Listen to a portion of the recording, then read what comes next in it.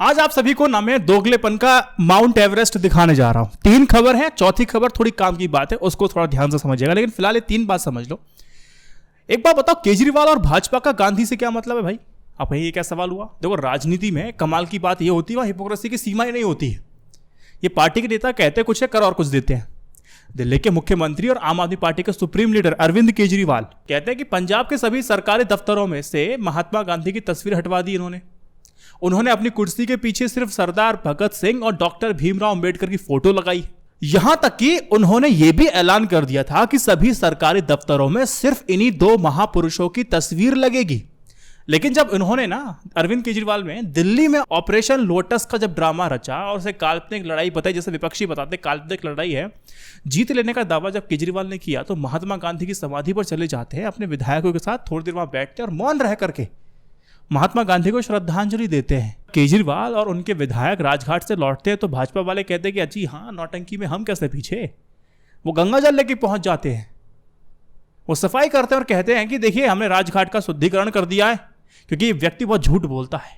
और केजरीवाल ने गांधी समाधि को अपवित्र कर दिया। सोचिए, ये वो भाजपा है जिसकी एक सांसद प्रज्ञा ठाकुर की नजरों में महात्मा गांधी की हत्या करने वाले नाथुराम गोडसे सबसे बड़ा राष्ट्रभक्त है। ये वह भाजपा है जिसकी एक सांसद मीनाक्षी लेखी कहती है, दे दी हमें आजादी बिना खड़क बिना ढाल, साबरमती के संत तूने कर दिया कमाल। कोई आस्था नहीं दिखती। ये वह भाजपा है जिसके नेता देश बंटवारे के लिए खुल करके गांधी को दोषी ठहराते हैं। ये वह भाजपा है जिसके कार्यकाल में हर साल गांधी जयंती के मौके पर गोडसे की महानता का ट्विटर ट्रेंड कराया जाता है और उसके लोग गांधी समाधि की शुद्धि करने चले गए थे। पहले गंगा साफ कर लो सर। दूसरी बात, भगवान की जाति बताना जरूरी था क्या? पिछले कुछ दिनों में भारत में ना भगवान की जाति बताने का एक नया ही चलन शुरू हो चुका है। चुनाव आते हैं तो शुरू हो ही जाता है। भाजपा के नेता या फिर भाजपा सरकार में उच्च शैक्षणिक मतलब हायर एजुकेशन पर नियुक्त किए गए लोग आए दिन किसी ना किसी भगवान की जाति बता रहे हैं। पिछले दिनों जवाहरलाल नेहरू यूनिवर्सिटी की एक नई वाइस चांसलर है शांति श्री धुलपड़ी पंडित ने बताया कि देखो, हिंदुओं के कोई भी भगवान सवर्ण जाति के नहीं है। उन्होंने ये भी बता दिया कि भगवान शिव जी जो है ना, वो SC ST जाति के हो सकते हैं। अब उन्होंने बोला कि इसका मैं दावा इसलिए कर सकती है क्योंकि उनके पास प्रमाण है। अच्छा, प्रमाण में क्या है? वो ये है कि वो कहती है कि भगवान शिव शमशान में निवास करते हैं और गले में ना नाग धारण करते हैं, इसीलिए दलित या फिर आदिवासी हो सकते हैं।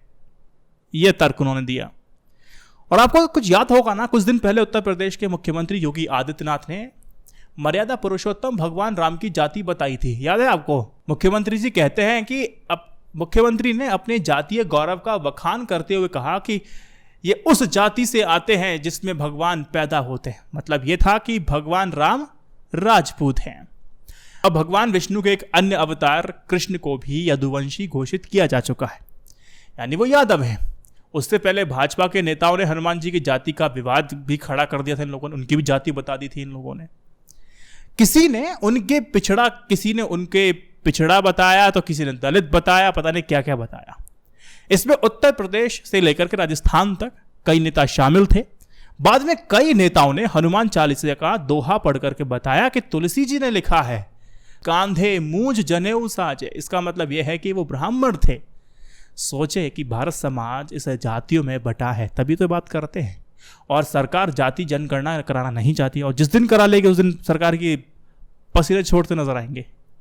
रवीश कुमार ने एक बेहद अच्छा प्राइम टाइम क्या कहूंगा कि आप देख सकते हैं जाकर के। रवीश कुमार, सरकार दुनिया को लेक्चर देती है कि वो बेदाग है तो जांच में सहयोग करे ना, और खुद सुप्रीम कोर्ट की बनाई समिति में सहयोग क्यों नहीं करती है? पेगासस जासूसी कांड में सरकार से सवाल जवाब तो हुआ नहीं, तो फिर इस रिपोर्ट की कुछ मान्यता नहीं रह जाती, रवीश कुमार ने साफ तौर पे कहा, और उनका प्राइम टाइम दे सकते। लेकिन रवीश कुमार की बातों में कुछ और बातों को यहां जोड़ना चाहता हूं, एक एड ऑन अपनी तरफ से। अभी तो आप कह रहे हैं कि राहुल गांधी चंदारब चल रहा है, कोई बात नहीं। राहुल गांधी अब क्या कहेंगे पेगासस के ऊपर? अरे भाई, $1 बिलियन सवाल है कि अगर सरकार ने यह निगरानी नहीं कराई तो फिर ये बात और अधिक गंभीर होती है नहीं होती है कि कोई देश में घुस करके अपना सर्विलांस सिस्टम इंस्टॉल कर देगा और देश के पत्रकारों, जजों और विपक्ष के नेताओं, उद्योगपतियों तक लंबे समय से निगरानी रख सकता है क्या? लंबे समय से निगरानी कर रहा है और सरकार को इसकी भनक तक नहीं लग रही है। अबे मैं और आप सिक्योर है नहीं है।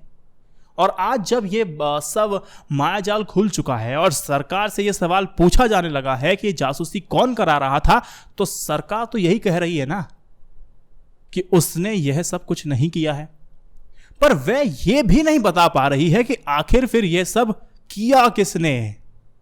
सवाल तो है ना, यदि सरकारें जासूसी कराती तो इस पर तो सवाल उठते। क्या उठते कि भैया हमारे निजता के अधिकार, राइट टू प्राइवेसी, उसका उल्लंघन का और सरकार द्वारा निहित स्वार्थपूर्ण ताक झांक के संबंध में सवाल उठने लगते, जवाब नहीं दे पाते, और वो देश का आंतरिक मामला होता है। पर यदि यह जासूसी सरकार की जानकारी के बिना हो रही है, जैसे कि फिलहाल सरकार का स्टैंड है की गई, तो यह एक प्रकार का साइबर हमला है। और इस साइबर हमले पर चीनी घुसपैठ की नीति की ना कोई घुसा था ना घुसा है कि अनुरूप आचरण करना देश की आंतरिक सुरक्षा के लिए घातक होगा।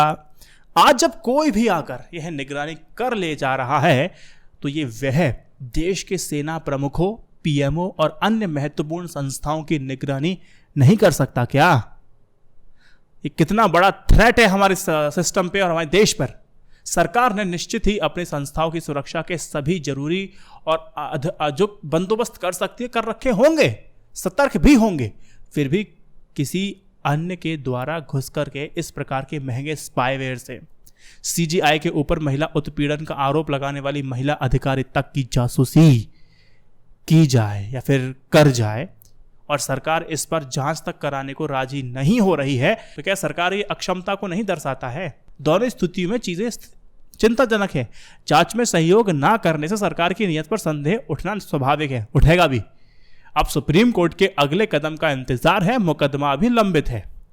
और आपको पता है कि हमारे देश के अंदर ना बिना किसी भी कारण में ना वो फोन टेपिंग शुरू हो जाती है। फॉर योर काइंड इन्फॉर्मेशन, जासूसी पहले भी होती रही है, बहुत बड़ी लिस्ट है, 3-4 बताता हूं मैं आपको। बात है आज तक चैनल की एक रिपोर्ट में एक बात कहा गया था कि देखो जून 2004 से मार्च 2006 के बीच ना सरकार की एजेंसियों ने 40,000 से भी ज्यादा फोन टैप किया था। अक्टूबर 2007 में यूपीए सरकार पर बिहार के मुख्यमंत्री नीतीश कुमार के फोन टैप करवाए जाने के आरोप लगे थे, जब नीतीश कुमार अपने एक सहयोगी से बात कर रहे थे। क्या बात कर रहे थे? कि कैसे बिहार के लिए केंद्र से ज्यादा पैसा मांगा जाए। यह भी रिपोर्ट है। एक और चलो बता देता हूं, राजस्थान में पिछले महीने फोन टैप का मामला बहुत ज्यादा गरमाया था, याद है आपको? यह आरोप था कि गहलोत सरकार विधायकों के फोन टैप करवा रही है। फोन टैपिंग तो चलती, लेकिन स्पाई, ये भी बहुत तो खतरनाक है ही है, लेकिन स्पाईवेयर का मामला थोड़ा अधिक खतरनाक है। आप ज्यादा शातिर मत बनिए, आपका शातिरपना आपको ले डूबेगा। और सरकार ज्यादा शातिर बनने की कोशिश कर रही है। ये थ्रेट टू नेशन है सर, शातिर मत बनिए, जवाब दीजिए। अगर आपको जवाब चाहिए, वीडियो को पहुंचाइए लोगों तक। इस वीडियो को 3 व्हाट्सएप ग्रुप पर शेयर कीजिएगा। जय Hind, Vande Mataram, stay updated, stay educated, सत्यमेव जयते, नमस्कार।